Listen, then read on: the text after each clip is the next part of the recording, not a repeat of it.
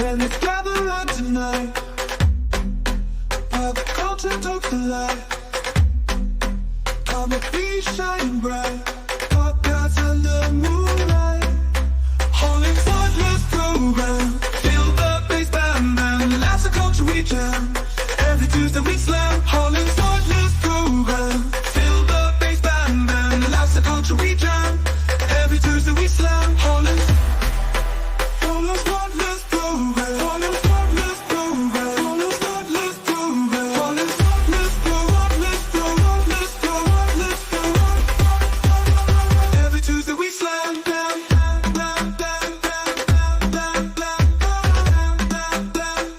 Every Tuesday we slam. Carlos knows the groove well. Tyler got a story to tell. Can't make it all hearts fell. Each joke cast a spell. Funny tales and good vibes all across the airwaves. Friendship never subsides. In this dance we behave. Pop culture we dissect. Funny moments we detect. Every laugh we direct. Best times we can't neglect. HollingsWorthless Program, feel the bass bam bam. That's the culture we jam, every Tuesday we slam. HollingsWorthless Program, feel the bass bam bam. That's the culture we jam, every Tuesday we slam. HollingsWorthless Program, HollingsWorthless Program, HollingsWorthless Program, HollingsWorthless Program. Every Tuesday we slam.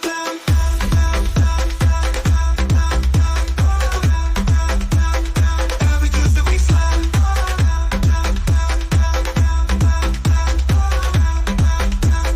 Every Tuesday we slam. Carlos knows the groove well.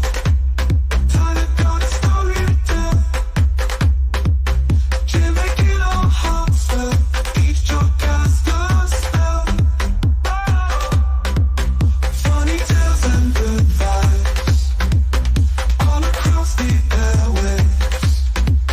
Friendship never subsides. In this dance we behave. Don't rush that we hate. Don't rush slowly. Play with jokes, no fear. Every Tuesday we cheer. Under those that groove. Hey, what's up, everybody? Welcome to the HollingsWorthless Program. I'm one of your hosts, Big Irish J. Hollingsworth, and as usual, we have the Hooligoons, the Goon Squad, the usual suspects, three men, three of a kind, Trips, three men, no baby, shout out to Baby Miles, the Three Musketeers, just the three of us, Three's Company, no Mr. Furley, starting with him. You've seen him on Amazon Prime, the host with the most, part-time famous, full-time funny. Give it up for Carlos Anthony. Yeah, what's happening, man? We're gonna get into that song in a minute, but right, okay. And next we have the Seattle native, aka Chief Green Cloud, aka Hayo Hatamaya Smokin, aka Sacagawea, aka Pata Hot Mess, aka Chief Spittin' Bull. They call him the box checker murderer. They say he's uncancelable. Murderer. Tyler, don't call me Joseph Smith. What up, boys? Good to be back. Good to be Yeah, back. it is. Yeah. Now, okay, we do have to address that intro. So, if you've I'm been a long without it, time, man. I loved it. I was pretty impressed with that one. I did a few different ones. So, if you've been a long time listener or a viewer, or both or neither, it doesn't matter. We every week we're doing a new intro song, and Tyler had requested last week, if you were listening, he said he wanted a native/EDM themed intro song, and I think we fucking nailed it. I would definitely say so. Yeah, I could definitely say. What did it say? We put a spell on them. Yeah. Dun, dun, dun, dun, dun. And then when it fucking starts amping up, Hollingsworth, worth, the fucking. Oh, what up, Victoria and Jeffrey? I can see myself dancing to that. Okay, that's all right. I was back in jamming. I ain't gonna lie. I was jamming to it. I know that one, and actually, I got 3 here that I like. I'm real quick just to taste this. Tune in every Tuesday. That was the R&B one. Then this one was a hip hop one. Yeah. Roll up. And then the tribal EDM was fucking.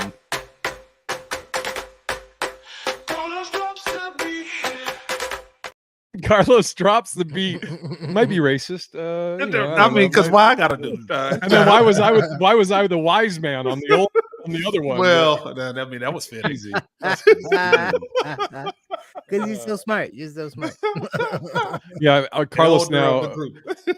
That's what me and Carlos. Anytime we're saying something's old, we're like, yeah, it's very wise. Is that food still good? No, it's pretty wise. So we got some topics today. But first, congratulations to the 2024 Boston Celtics for winning it all last night. I know Carlos. Oh, hell Carlos, yeah. very, very graciously, Carlos, who is a Lakers fan, gave me a little. He did a little toast for me, even though he fucking hates the Celtics, which I understand. I respect. But I'm not. let me say this again. I do hate the Celtics, but I have to give credit where credit is due. I like the team aspect that they won with. Yeah, I mean, dude, you cannot beat that. I don't care who you are. 100%. I love. Yeah, there was something I saw that was like, who's your favorite Celtic this year? And I'm like, I fucking love them all. Like everybody has like their own storyline. Like Al Horford, who he's behind Karl Malone until last night. He was behind Karl Malone with the most playoff games without winning a championship. I'm so happy he got a ring. Pritchard, the little fucking white dude from the University of Oregon that they specifically bring him in at end of quarters to shoot a half-court shot because other people are worried about their three-point percentages.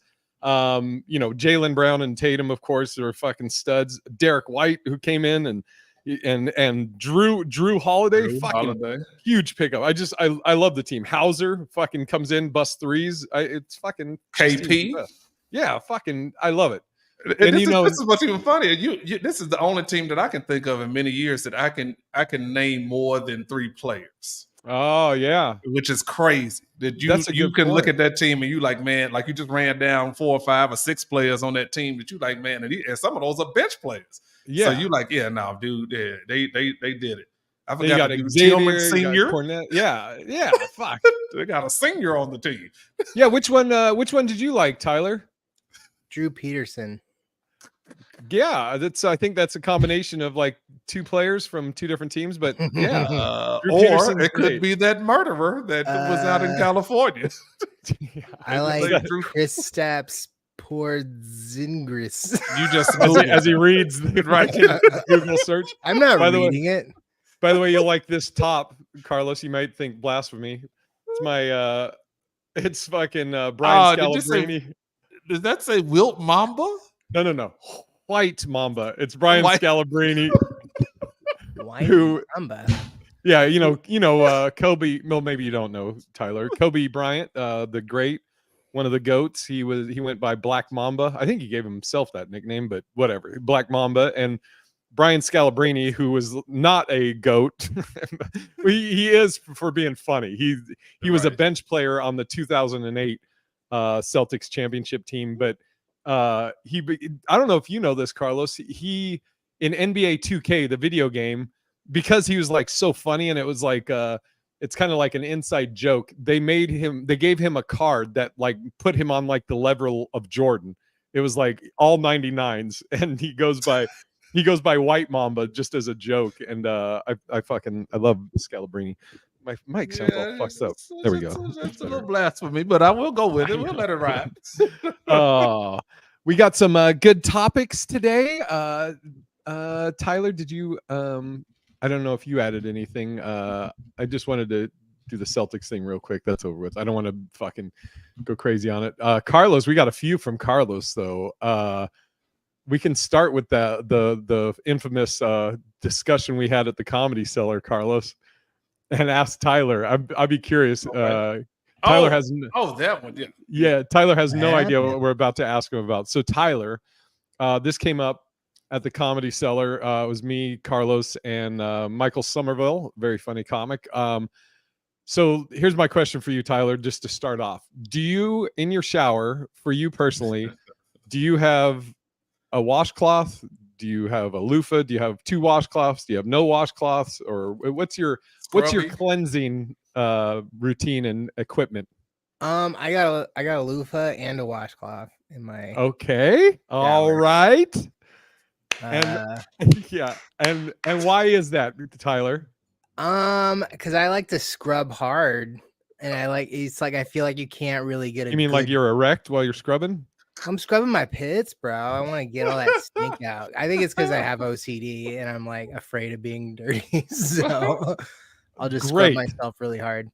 God bless you. The loofah holds up the most amount of suds, so I'll be in there, and like when I go hard with the loofah, man, it looks like a car wash in there. The whole thing, the whole shower is sud up, and then I gotta rinse the walls when I'm done in there. You know, damn. But I'll give it to him because this is also a man that has several different soaps to wash his hands. So I was hoping that you answered that question the way you did. So thank you. Yeah. And I like soapy clean things. I like to be clean. And really quick, Victoria said, "Pop quiz, Jay. What is tomorrow?" Which would be June 19th. That is actually the 2 days after the Boston Celtics won the 2024 NBA. It's fucking Juneteenth. Come on, baby. What are you talking about? It's Juneteenth tomorrow. Okay. Now the reason we were asking, a little shout out to Juneteenth. I did a daily video on it like 2 years ago where I was like, who's against Juneteenth? I'm like, do people like the 4th of July? Then why would you not like Juneteenth? The fucking another day. Oh, it's your birthday. Yeah, that too. That one too, Victoria. My bad. Ooh, yeah, damn. Are you saying your birthday's more important than Juneteenth, Victoria? Really? Wow, Victoria. Okay. So Dituro, shout out Dituro in the chat, said Tom Segura would say washcloths are for the poor. Well, here's why we bring this up, and I would debate him on that. Compared to Tom Segura, I am a poor. Yeah, true. All of us are compared to Tom Segura, but so our friend Michael Somerville, we were talking to him about it.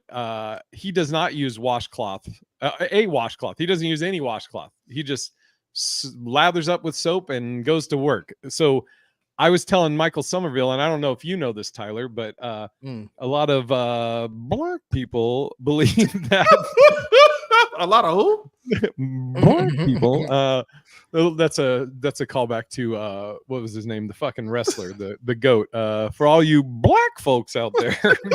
No, but some black folks, there's the stereotype that they have of us is that we don't wash our hands after using the bathroom, and we don't use washcloths, and or we'll just use one, which will go on our face and our asshole, and then back to our face. And so I was telling Michael Somerville this, and how I have two, one for the booty and one from the rooter to the tutor, one for each. Yeah. And, I don't use a washcloth or a loofah on my face though. I only hand scrub my face. I guess that because you have but you have something for your asshole, right? Yeah. Okay, then you get a pass. I got a brown washcloth and I got a white washcloth. And the brown one was originally white. You're right. Absolutely. That's how I keep track. Yeah, I mean, you should. The one for your asshole, you probably do want it a darker color. I also got black. Go with black. Had you ever heard of that, Tyler? That black people think that we don't wash ourselves? Yes. Yeah, I mean, like, I've heard that white people smell like dogs. I heard wet dogs. Wet dogs out in the rain. Look at Carlos trying to be fucking PC and bite his tongue. I'm like, is that just exclusively for us? I thought all people smell like wet dogs. No. We leave that to y'all. That's so funny. I don't know what that is, but yeah. If you get me, if I do like if I do a 2-mile hike in the rain, I come home, I'm like, man, is that me or is that my dog? What's going on here? What is that? How is this happening to us? Did I walk through something? It's just I think that's just our natural evil secreting from our bodies. That's so funny. That's the smell of white privilege or evil. Okay, y'all making it make sense now. It's all kind of come So together funny. now. Oh fuck. I remember I was on some show. I think it was with Kev on stage, but somebody was like, and it was like a banter back and forth where we were like ripping on each other and like joking around. And somebody was like, "You all smell like wet. Your hair smell like wet dog." And I was like, "I'm sorry, it doesn't smell like something's burning." All right. Derek Curl juice. Yeah. Deturo, do you wash below the knees? A lot don't do that either. That's fine. I read that that came up in I just did ESPN radio this last week, and the Kelsey brothers talked about they don't wash their feet, and or I think that's how we got on the topic at the cellar, Carlos, when we were talking to Somerville, because that was one of the questions, but our topics. The Kelsey brothers talk about they don't wash their below the knees or their feet unless they like see dirt, and I'm like, you fucking nasty fucks. Wash yourself. What? Your entire body. Your Yeah. entire body. What? Who gets in the bathtub or the shower and be like, I'm gonna wash everything but this? Yeah. Yeah. What Makes is the no soap sense at all. called? The soap's called You guys a shower body every day? wash. Wait, what'd you say? Are you guys an everyday shower? Yes. Yeah. Oh. Especially in this heat down there. You have to uh-oh. I'll get some skip a pause day there. every now and then. I Maybe don't that's know. what the rain smell is. Like, Maybe. I mean, if I skip a day, I'll definitely smell like that wet dog. Especially down here. It's It's so too funny hot. that stereotype. When I heard that, I was like, yeah, I identify with that. That's funny. But you It's mean too to hot tell down me- here. Not it's Shout too out to hot down here Justin not to. Tejan leaving. Tejan leaving. Justin Tejan. I'm looking for him like he was here. I know. Yeah, down here you got, especially down here when it gets to be over 100, it's probably a 2-shower day. One in the morning and one in the evening for sure. For sure. Yeah, but I don't live in a ridiculously hot climate. I live in it's 50 degrees, and sometimes I don't leave my house. Yeah, and right now it's snowing there. It's snowing. That's just my damn right. That's a good point too. If you don't leave the house, then 9 times out of 10, I'm probably gonna be like, hey, I'll still either I jump in the shower or I won't. But if I'm outside, man, no, get in that shower. Dude, we look like talking heads right now. I was just going to ask. Like, Should we do? Which one you guys prefer? I like the 3 things. Yeah, that's all right, right there. Too. We look like a 3-headed monster. It actually just looks like we just keep getting darker along the line. Wow, look at that. It's a little gradient. It's on the color scale right now. That's funny. Fuck. Yeah, we were when we were talking about that, Carlos was like, put that on, we got to bring it up and talk to Tyler, see what his thoughts are. I'm so happy, Tyler. I kind of knew because you are kind of a clean person. I like soaps. I like smells. I like nice smells. So you a candle guy? I do have candles, but I heard you're not supposed to be burning them unless they're like soy based. So I've been I've been burning a lot less candles than I normally do. What's the deal with that? Because I got candles throughout here. So what's the deal with that? Before I wind up you're having just to go to the hospital? breathing in petroleum or some crap if it's not soy based. So it's just like you're just like wow, sitting in pollution. Basically, they like measure the pollutant of a room with a candle and without a candle, and it was like 1,000 degrees different. So that's interesting. I'm curious if you this pertains to this with that, and I'm just curious. Are you guys getting to the point where I'm like, you know what? I don't want to know. Unless it's like, hey, if you do this once and you will die. I'm like, I don't want to know. Cause like, so I drink we're not sponsored by them, but I drink these Core Power protein shakes. I do 2 of these a day because it's got 42 grams of protein each. So I get 84 grams of protein from these every day. 2 grams of plastic. So I just saw that is that where you're going? There's like out of like all these different protein drinks, these have like one of the highest, plastic amount. It's whatever the coating or the term is for it, but they have a very high plastic, and I'm like, So what do I do? I need the Mhm. protein. And fuck, it's like Get protein powder. I was gonna say, yeah, I just got some protein powder today Yeah. because I drink those as well, and I didn't hear that, but I was thinking $5 a pop. I don't know how Yeah. much it is a case. It should start getting expensive. Why not just get protein powder? So Mhm. Make it yourself. You can make it with a different type of milk. These taste so good though. Like I would make it with you can condensed find milk, the if you ask protein me. powder I got today was pretty good. I tested it out. Send it It's to pretty me. good. All right, I'll send me that and I'll look into it. But I'm like, fuck, man, everything is, it's just like eggs. Are eggs good for you or bad for you? It fucking changes Mhm. like every other Always day. goes back and forth. I'm like, Jesus Christ, man.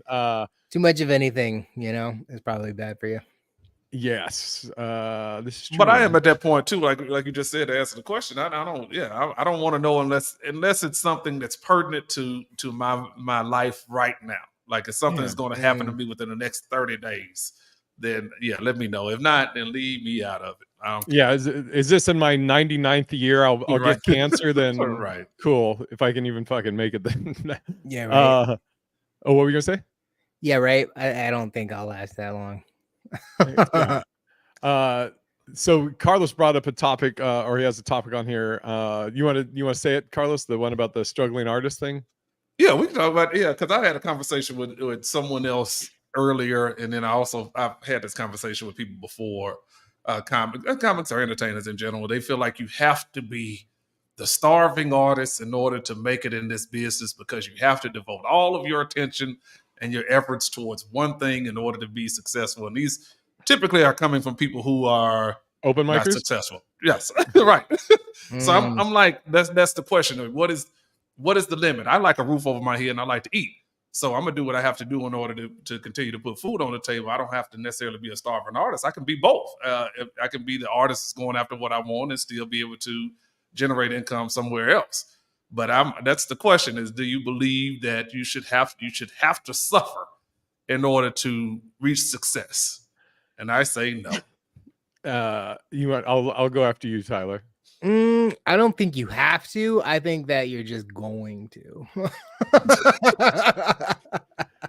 I don't think it's necessarily a have to. It just depends on your background. Like a lot of comedians that I know a lot of comedians that I know that were doing it full time before I ever could, I knew had very like rich parents. Or a rich spouse. And it's just like, because I'm like, I look at them, I'm like, how is this guy? I know we get booked to the same things. I know we're doing the same circuits.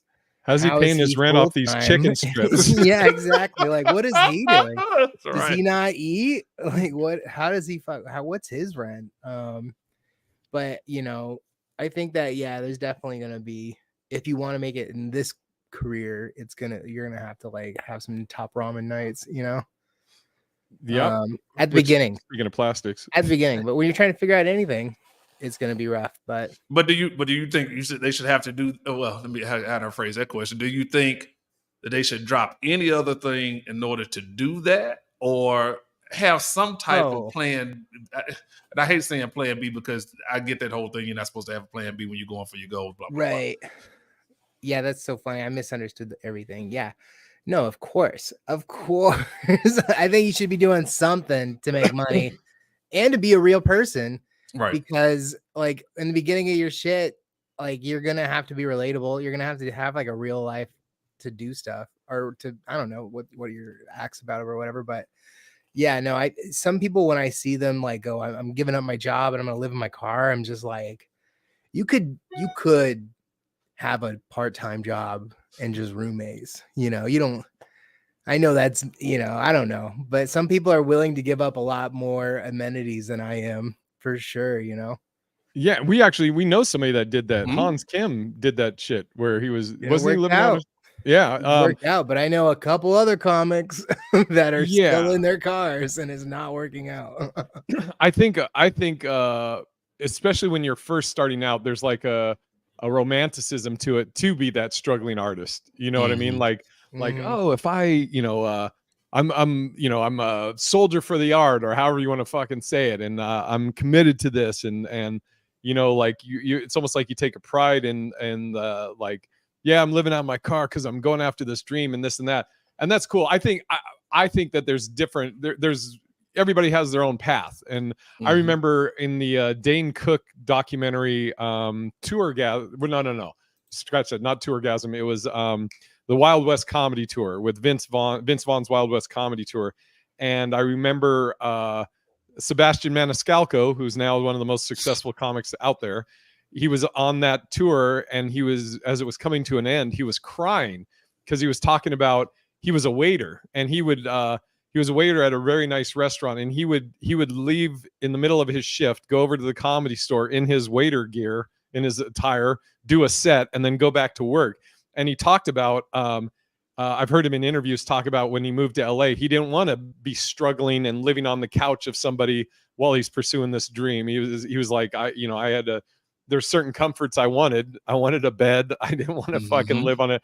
And dude, when I moved to Glendale, California, I was living in the living room of my buddy Lucas Seeley and Chad Korb in their living room. I was like, fuck, I was in my 40s, like early 40s, and it was like maybe for a few months, but it's and it was just a matter of getting my sea legs, and getting established in LA and all that. But I mean, I don't, whatever you want to do is fine, but I don't think you don't have to do that. I mean, you don't I remember, I think also it was Jim Norton was talking about, like, comics will talk about, like, oh, my social life, I'm trying to be a comic and it's tough with it. And he goes, if you get into comedy, fuck your social life. That's what he said. Pretty much. Yeah. This is interesting. Yeah.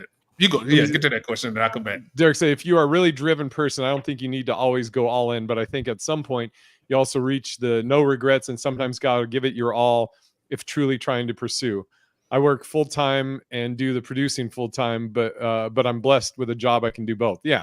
I mean, it's, I guess it's also like, what are you comfortable with? Like, like Sebastian had said in that interview, he didn't want to do that. And like Carlos is saying, and also me, I like at this point, I mean, it is my full-time job. So I'd be quitting my full-time job for my full-time job. Yeah.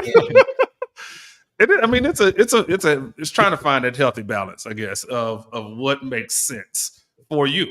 Right. Because like you said, does that mean do I have to go get roommates in order to, do a little part-time job while I'm hustling, or do I keep my full-time job and then I know that I'm going to get a lot less sleep because I'm out here playing both ends of the stick, and I did that for a while. But I too was when I first moved there in 2006, I was driving limos, doing shows I pulled my limo over, changing the back, go do a show, hop back in the limo, and was working an insurance job at the same time. So I mean, it was a lot to do, but I mean, it's you got to pick your poison. I don't know, but I'm not for that struggling. I'm gonna sleep in my car when I don't have to. Let me say that, as you have to put that out there. If I don't have to, no, absolutely not. I remember I was Tyler knew me back then, or back during this time. I was the house MC at the Parlor Live in Bellevue, Washington, and that money, this fucking mic keeps cutting out. That money that I was getting from that paid all my bills. I was good with, I was comfortable. I was great. But the manager of that club, who was my boss as the house MC, he was a cunt. And so it got to feel like a job. What'd you say? I bet he made it feel like a job. Well, dude, I mean, you know how Ruben was. It was like once a month you would have a blow up fight, and it was kind of like just accepted by all the employees. Like, yeah, I'll have my blow up fight with him, and then I'll be good for like a month, and the next week he'll move on to somebody else, and it just always happened. I mean, dude, it got to where I was about to knock him the fuck out one time in the Ultra Lounge, and I was like, dude, we work in comedy. This shit shouldn't be this serious, right? At all. So, but I think I was about 2 years into doing that, and I didn't know if I was going to snap one day and fucking go off on this guy or what. Victoria knows Ruben.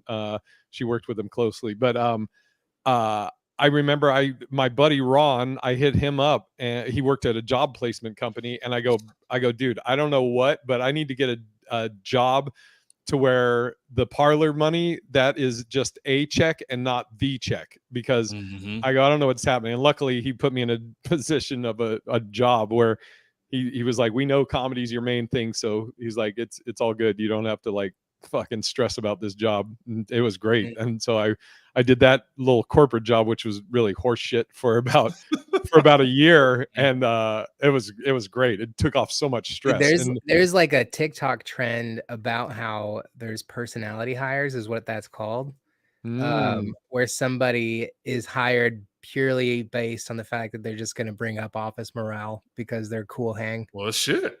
And it's like it's like a whole for trend that? on TikTok called personality hires, where it's like people who are like, yeah, I really don't have much responsibility in my job, but I just make everybody laugh and I'm still there, baby. That's fucking, fuck, I need to let's go apply. I've definitely been a Right. personality hire at a few of my jobs, bro. There's definitely been a few jobs where I'm like, I am not pulling my weight, but I am definitely making this easier for everybody to get along. Victoria said Ruben would yell at her and then buy her Jimmy John's to apologize. And That's Stephen not an Moon- apology. I know. Jimmy John's is not an apology on Yeah. any level. Yeah, right. There's a lot of carbs, Right. in this apology.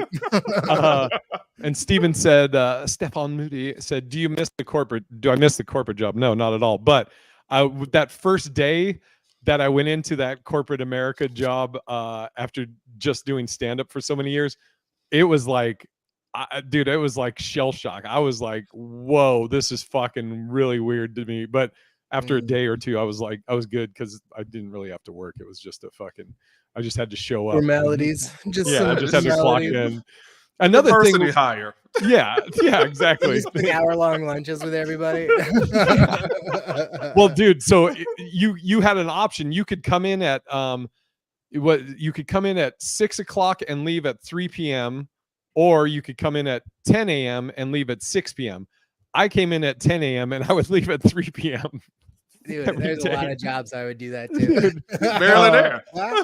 But also with this question, Carlos, the other thing you got to think about too is when you're first starting out, you're not making money.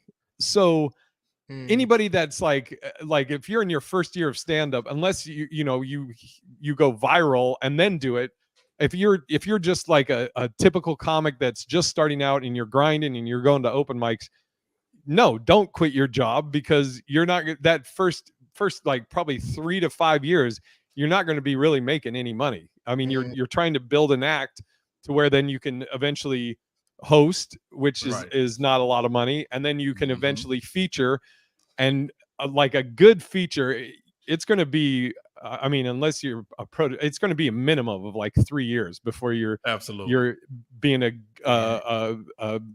substantial feature, and like then to make headlining money and to headline, you're looking at, I mean, anywhere from it could be 5 to 10 years, I mean, so I can't imagine. Go ahead. That's why I find it funny when I hear some of these people who have just gotten the game act as if they are getting big time checks.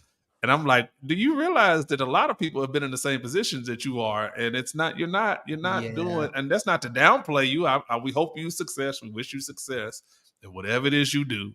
But let's just keep it real. You're not killing the game at year one financially. Now you might be a dope comic. You can be a dope comic, but you ain't financially. Nah, stop it. Knock it off. Yeah, dude. and I mean, even now, like today, I was like doing that fan out the money. Just had a show. You just have cool. You just waving it back and forth. That's the only thing. I would do it with drink tickets.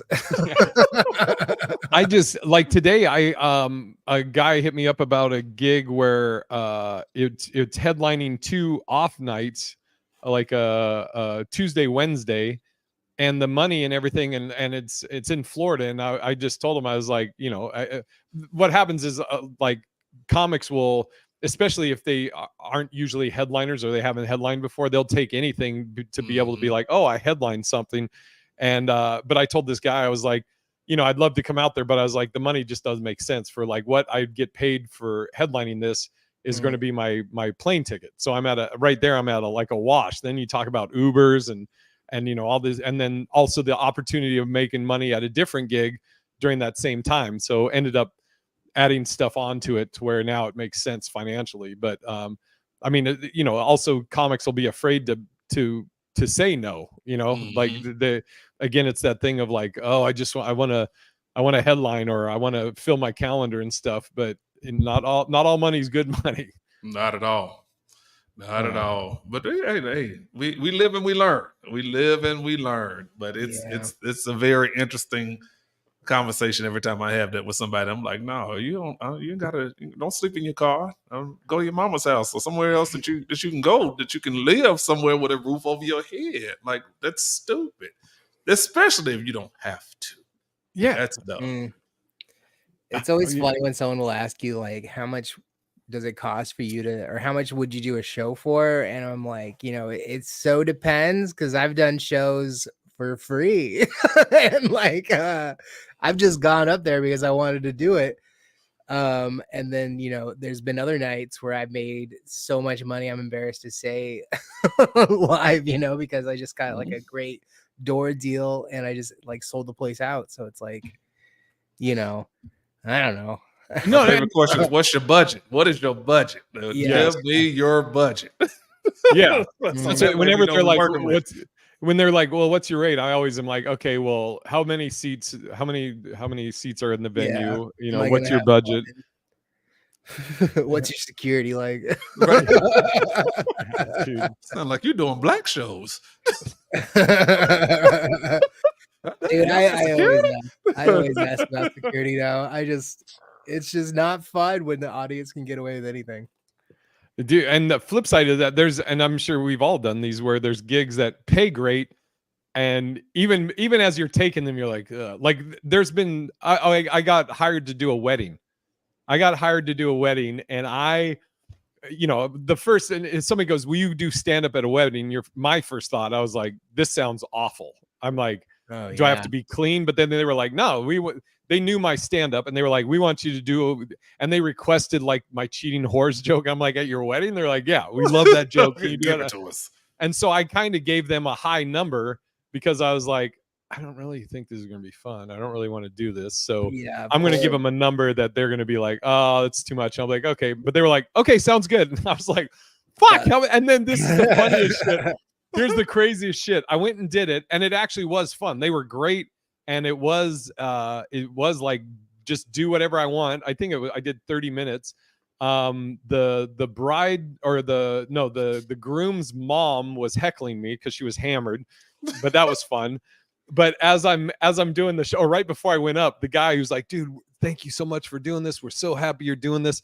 And then he tells me, he goes, yeah, it was so great because like we tried to get Jeff Dye, but he wanted too much money. And I was like, thanks. Great. But you were like an eighth of the price. Yeah, I was like, so you could have asked for quadruple more. They were like, yeah, that's good. That's cool. I know, but I was happy with what I got paid, and it was fun. So I was like, I think I stayed with you, Tyler. It was a. I don't know if you remember, but I think I stayed with you, and then just went and did the wedding thing, and it was just one night. Obviously, fucking idiot. You get some random gigs like that. That's nice. Yeah. I get like corporate gigs too, and you have to ask for more money for those shows because they're such like if a buddy asked me to do his brewery show, I'll be like, whatever you can afford. Right. But if somebody's going like, hey, I have this corporate hotel, it's gonna be at 5 p.m. It's gonna be clean, like fuck me, man. I know. Fuck. It's like, yeah, it's clean, or like anytime any stipulation, whether it's clean or don't talk about this or these topics or whatever. Theirs aren't fun to me because I want to be able to be in the moment and but I want the people there to have fun. Yeah, like I want them to be having fun. And to be at an event like a wedding, I think would be fun because it'd be like everybody there is already having a good time, and it's gonna be real easy material. You can just be like, these two little sluts, or who's the whore of the family? I can already tell by this person. Look at that. Everybody just boohoo with that. But when you're at a corporate gig and it's like not going well, you can't just dive into the crowd and be like, "So what's your job, buddy?" The same job everybody else has. And everybody's like this, like you'll hit a punchline and everybody goes like this to look at the HR person. Like, are they laughing? Okay, we can laugh at it. And it's like, that's anytime I've done corporate gigs, the first thing I do, I'm like, okay, where's the HR person? Because I'm like, and I tell them, I'm like, just know that you're going to dictate this whole show because everybody wants to know what they can That's laugh smart. at and not. It's but it's just corporate gigs are. I hate them. Not Well, I know Carlos. I think I know. Well, I know one of Carlos's. What is your worst gig ever? Besides the one where my hair was leaking. My whole hairline my hairline was coming down my forehead. I had one of those spray thingies. Yeah, I had my hair was good. And it was at a hair show. It was at a hair show of all places in front of 2,500 people. 2,500 people in your hair leaking. Oh man! But it was. You had no idea. Oh, I could see after that because they had two big screens. Because they had two big monitors. Oh no! Yeah, you can listen to this full story on Boo, the bombing podcast. There you go. Wow. Yeah, I was literally, and this is the Cliff Notes version. This was earlier on in my career, and I had the big head. Like, hey man, I can go up there. I was supposed to do 30. My barber had hooked it up. I was supposed to do 30 minutes, and I was like, yeah, I got this. I don't practice. I don't do shit. I'm just go up there and talk. And like 2 or 3 minutes into my set, I got heckled from a dude further back in the row, and it was so bright you couldn't see. And I started sweating profusely. And when I looked up at the monitor, my whole fucking shit was coming down. It was flowing down my head because it was out because he didn't dry it in. Did you say anything about it, or did you just keep? Oh no, I just said because at that particular time I was like, man, let me get the fuck out of here. I'm gone. So I shut the shit down early. Went backstage, and this is a true story. I watched all this stuff out of my head. First time I've ever cried doing comedy, like ever. Like I've never cried since or before. But I was married at the time too, and we had to ride in the car home. It was the most quiet ride I have ever done in my entire life outside of someone passing. Oh man.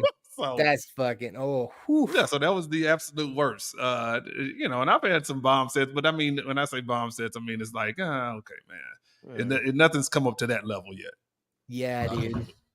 What do you? I think you told your bombing story on my podcast too, Tyler. The bombing on Boo, the one you said you were. What's his name? Went up and crushed. Ngayo? Yes, you told us about that one. I was just thinking about that, and that's the one I think about in my head when I think of a corporate events I hate. But yeah. It was the first show after the pandemic, completely like rusty as fuck. Hadn't been on stage for a year and a half, and then I was like, the first show I get this like super high paying, corporate gig, and I'm like, all right, I'm just doing 10 minutes. And I fucking ate a dick. Just ate one so hard. And it was like bad. It was so funny, dude, because at the table that we were all eating dinner together, everybody at my table, I was just charming the fuck out of, dude. Like I was before you went up? Before I went up. I was just so charming. I was just nailing it with everybody. I got my whole table busting up laughing. And then I go up on stage and I just eat such a fat dick and then kind of insult everybody and then made like a really like I was like, the whole benefit was them trying to change the laws on how to get more underprivileged minorities who had been previously convicted licenses so they can open their own pot shops. And I made a joke about I think I'm the only white person here that brought a black guy. They looking at HR here. Dude, I was the only one there. I'm the friend. I'm the good guy. I'm the good one. I'm one of the good ones. I'm one of the good guys. They said we don't talk about that here. We usually just keep that quiet. Dude, it went so poorly. And the only laugh I really got was when I said, like, you guys are gonna be thrilled to find out I'm not your only entertainer tonight. And that was like the line that got everybody cracking up. And then I went back to my table and it was silence, bro. Like, you're like, hey, remember when we were friends? Remember when we were all buddies? And they were like, nobody looked at me. Everybody was just like, huh. You go eat that bread. You go eat the bread. Dude, I ate my entire meal just so fast. Like it was like I was taking bites, but then shoveling it all in, and then just getting up. fuck. Like, excuse me, I gotta go to the bathroom, and then just leaving Hilarious. immediately. Oh. It was one of the. I had a hotel with that gig, and I didn't take it. I just went home. I was like, I'll drive. It's okay. I'm out of here. Oh. I don't think I can be in the same building that this happened. I know I told it on the bombing podcast. The two that I always think of, one was at the Parlor.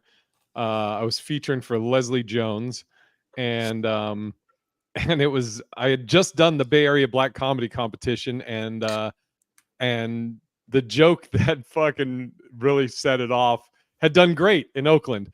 So and I'll just tell you the dumb joke. I don't ever do it anymore because it's kind of close to something Burr had I saw later. But anyways, I was and as far as why it bombed at the Parlor and not in Oakland is because it was an older crowd, and it was also I think Jackie Robinson had just passed away, and you'll find out why. So the joke was I was saying if you don't date interracially, you should, because you will get that person's best. I said I think I said I was dating a Puerto Rican girl. I told her, or she told me she'd never been with a white guy. So now I feel like I have all of Ireland on my back that I have to represent for, right? And I said, what the fuck I don't even remember this joke. It's fucking 10 plus years old. But I said, I go basically, since she had never been with a white guy, basically to her vagina, my penis is like the Jackie Robinson of cocks. Right there, they're still okay. And then I said, I feel like there's all these other white penises looking up to mine, like, come on, man, if you do good, we may all get in there, right? Still doing okay, right? Yeah, I get it. Then this is where I lost my go. I was worried there was going to be a sign above her vagina that just said, "No whites allowed. Go around back." And you just hear the whole, I know, Carlos. Dude, you hear the whole audience just go, oh, like that. Oh, It's dead silent. And I just look around and I'm like stunned because, again, the week before had done great. I just look around and I go, I don't give a fuck. I didn't know what to say. I go, I don't give a fuck. And Nate Jackson was hosting. And so I finished my set to nothing. I go in the green room, and this is why I'll always defend and love Leslie Jones. When I got off stage, Leslie, the first thing she says to me, she goes, "Jay, what happened?"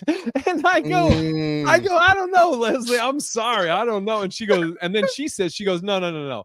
Fuck them. She goes, that's a good joke. Fuck them. That's funny. Fuck them.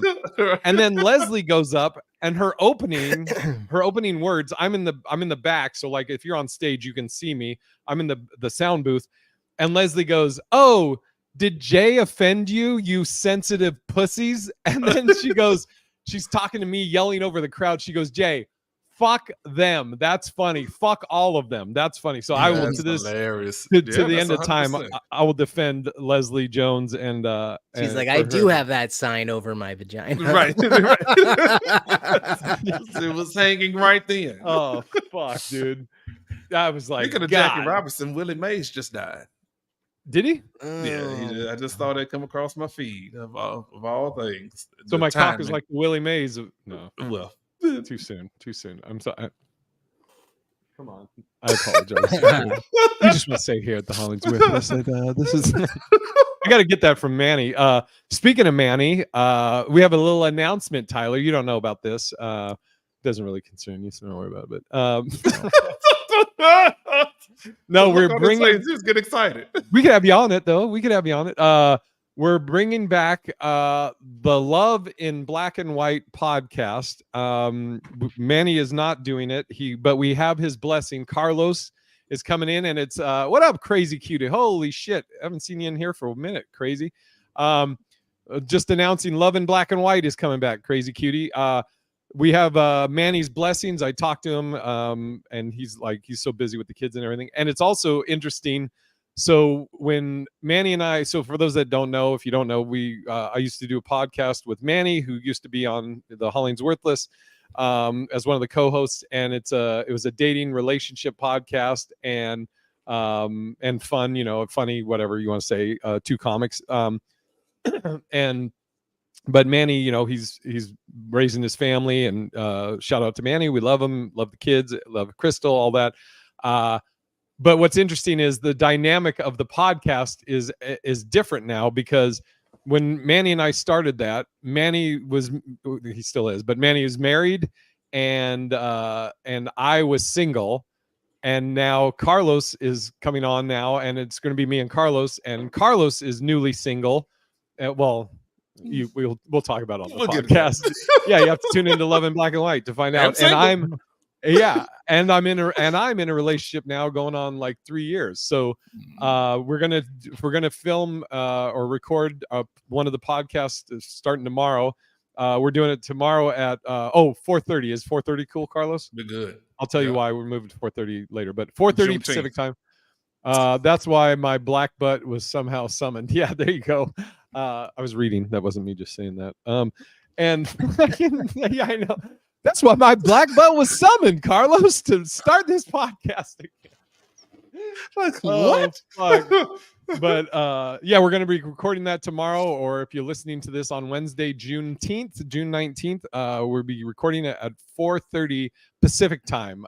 So you can go to Big Irish J or youtube.com/Big Irish J and hear all about it. And actually, we're close enough. We should do our plugs now and close this out.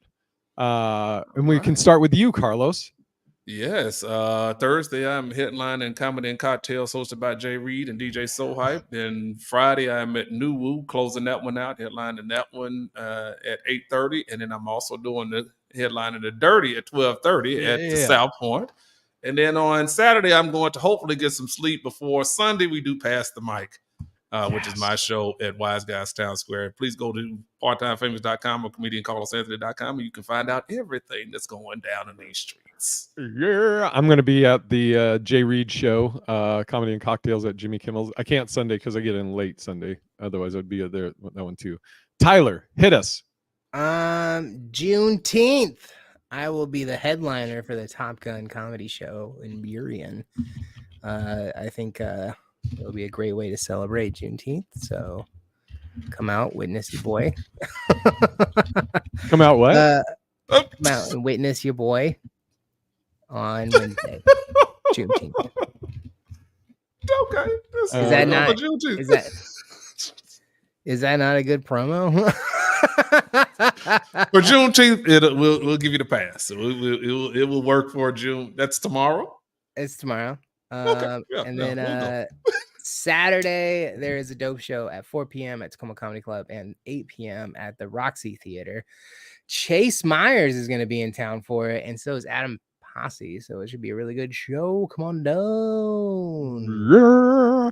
All right. I will be, this weekend I'll be in Medford, Oregon at Chadwick's. Then I'm doing Don't Tell Comedy July 4th of July. Next month, July, I'll be in New Jersey. I'll be doing the Comedy Cellar here in Vegas, and then I'll also be in Naples, Florida. You can go to bigirishj.com for tickets. And until next week, we'll take you out with a little bit of this week's intro song, which was a native theme / EDM requested by Tyler Smith. So until next week, thanks everybody. Bye. Bye.